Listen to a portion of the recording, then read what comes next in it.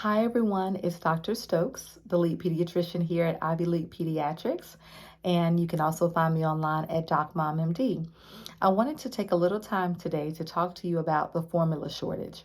Earlier, we did a panel discussion with several doctors talking about what has been going on and how it has impacted families, but I wanted to just give you a few words directly from us to be able to hear how to deal with it and what to do.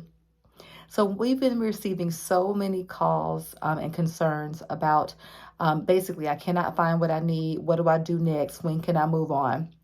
The first thing is if your child is already on a cow's milk based formula, we are perfectly fine with them trying any brand, whether it's store brand or a name brand formula that is cow's milk based.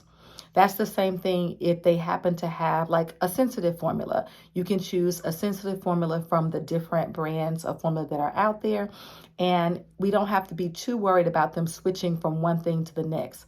What we have to remember though is babies know what they like very early on. So sometimes it's not an issue of, oh, they refuse to take it. It's just often a different change of taste. And so the baby has to get used to it.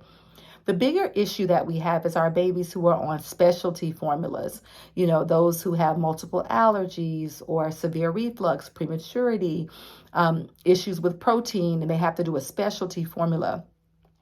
We really do want to look at what they're on to determine what's the equivalent between the brands so that we know that it's safe for them to move to something else.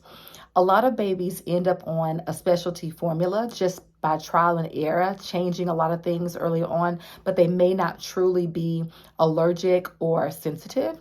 And so if that's the case and you've tried some other things, it's okay to make that transition as long as you have the advisement from your pediatrician. What we don't want you to do is start making your own formula. I know I've seen so many recipes out there, and there have been several issues that have been discussed about parents adding different things.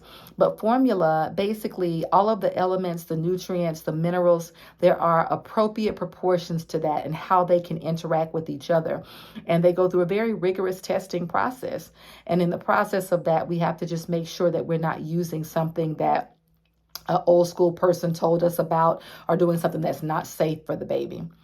Ideally, if we have a baby who is older than 6 months, the new AAP recommendation says if it's no other option and you don't have a choice and you need to use something, it is okay if you want to do a cow's milk, but we definitely recommend doing an additional iron supplement and no more than a week.